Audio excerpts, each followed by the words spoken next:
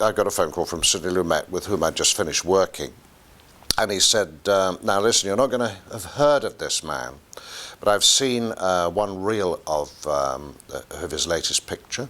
His name's Sam Peckinpah, and I urge you, he's going to call you, because I've given him your telephone number. He's going to call you, and I urge you to work with him. He's very exciting. So I got a call about an hour later from Sam Peckinpah, introducing himself in a very quiet, low voice. He said, can I send you a script? I said, of course. And the script arrived. It's a wonderful part. And Jason Robards, as you know, was in it, and that was very exciting. But a friend of mine, I mentioned, have you heard of a film buff? Have you heard of Sam Peckinpah? He said, Sam Peckinpah, fantastic. Ride the High Country. Guns in the Afternoon, it's called over here.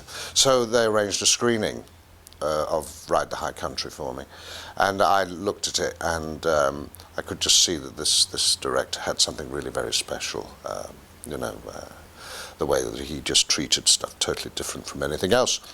An intelligent film and an intelligent filmmaker. So that really sealed the idea of going to America for the first time to work in the Western, or a so-called Western, was exciting enough. But then when I saw the work, I decided I really had to do it.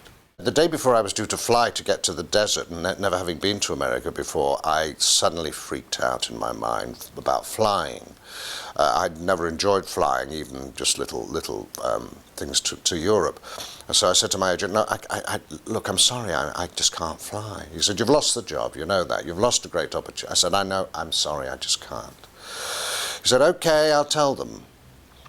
So I was prepared not to be doing the Ballad of Cable Hogue, but within 24 hours, my agent here in London called me and said, okay, this is the plan. You're going to catch a train from Victoria Station.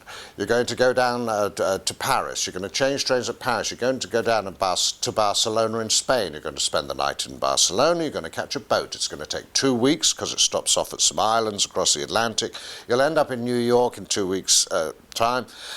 You'll stay overnight in New York. You go to Chicago. You'll stay overnight in Chicago, and you'll then catch the Super Chief from Chicago all the way over to the West Coast. Then you'll be driven to Las Vegas, to Echo Bay Resort, which is just outside Las Vegas. It'll take about 3 weeks. I said, really? I said, well, okay, I'll do it. Of course. So it took 3 weeks there. I mean, Sam Peckinpah obviously wanted me, and also had the power to say to them, we'll wait.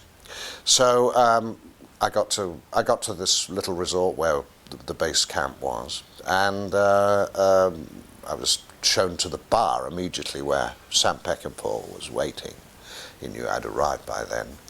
And as I walked into the bar, he just said, David Warner. He said, welcome to the club.